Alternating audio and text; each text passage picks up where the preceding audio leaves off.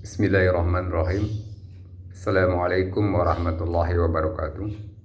Innal hamdalillah nahmaduhu wa nasta'in wa na'udzu billahi min shururi anfusina wa min sayyiati a'malina may yahdihillahu fala mudilla lahu wa may yudlil fala hadiya lahu. Asyhadu an la ilaha illallah wa asyhadu anna Muhammadan abduhu wa rasuluh. Pada kesempatan ini saya akan menyampaikan kultum yang berjudul Riya dari kitab Mukhtasar Minhajul Qasidin karya Al-Imam Ibnu Qudamah Al-Maqdisi. Riya, saya kira kita semua sudah memahami, mengetahui secara umum bahwa riya itu pada hakikatnya beribadah ingin dilihat oleh orang lain, ingin dipuji oleh orang lain. Padahal menurut agama Islam adalah ini sangat merugikan dan terlarang, sehingga akan memporak-porandakan keimanan seorang muslim dalam beribadah. Riya dicela oleh agama Islam bagaimana ditegaskan Allah Subhanahu wa taala dalam surat Al-Maun ayat 4 sampai ayat 6. Allah mengabadikan A'udzubillahi minasyaitonirrajim.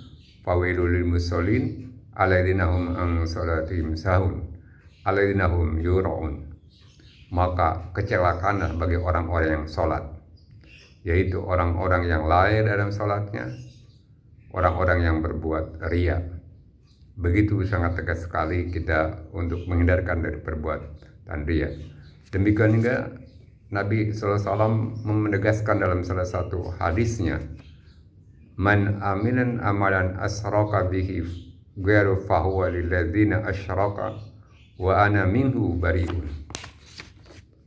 Barang siapa melakukan suatu amalan di mana dia mempersekutukan denganku selainku padanya, maka amalan tersebut untuk selainku tadi dan aku berlepas diri anti darinya.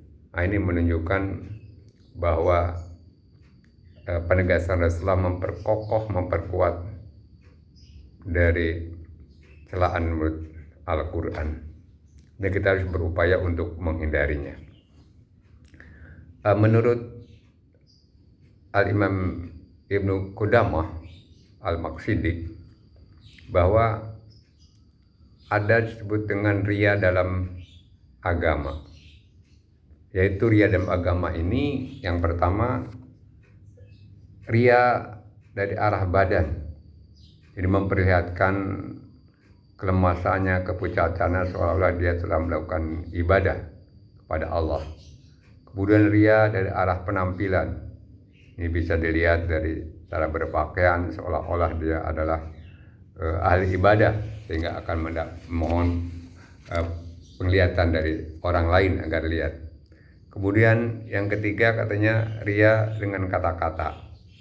Dia ahli agama melalui nasihat, ya, peringatan dan lain sebagainya agar dia mendapatkan pujian-pujian tentunya. Karena bentuk riya agama yang keempat dengan amal perbuatannya, seperti orang yang memanjangkan berdiri salat kalau ada yang melihatnya gitu ya. Tapi ketika kalau dia sendirian tentu akan dipercaya. Kemudian bentuk yang kelima riya dengan teman-teman dan teman tamu. Misalnya dia memaksakan diri mengundang orang agar mendapatkan sebuah penilaian dari orang-orang yang dia undang, sehingga dia akan menjadi orang-orang yang seolah-olah baik.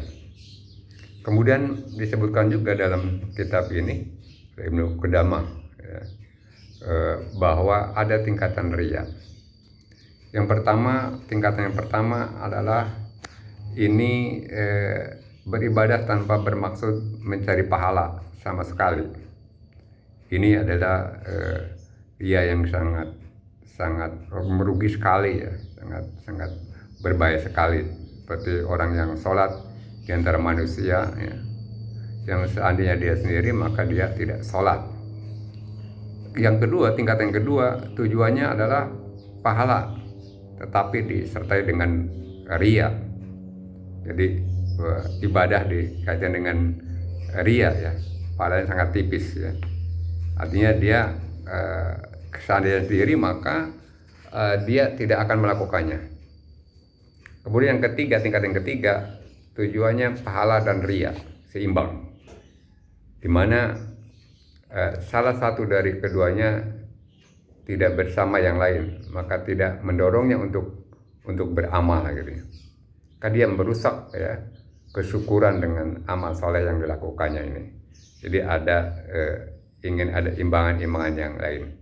Dan yang keempat, tingkatan yang keempat, kata Ibnu Qudamah ini, pengetahuan manusia terhadapnya menguatkan semangatnya. Seandainya tidak ada seorang pun yang tahu, dia tidak meninggalkan ibadah. Dia diberi pahala atas niatnya yang sahih dan dihukum atas niatnya yang rusak. Nah, mirip dengan dia ya, pada cara ibadah bukan pada dasar ibadah. Seperti orang yang sholat, tujuannya semula adalah meringankan ruku dan sujud, tidak memanjangkan bacaan. Namun saat orang melihatnya, maka dia melakukan semua itu. Jadi intinya bahwa ria yang bisa merusak kita beribadah bukan atas dasar keikhlasan untuk beribadah kepada Allah SWT, tapi ingin di sekelilingnya ini orang lain akan mendapat pujian. Ini adalah sangat berbahaya.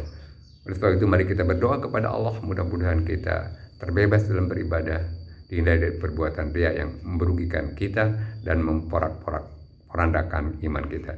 Mudah-mudahan ada manfaatnya.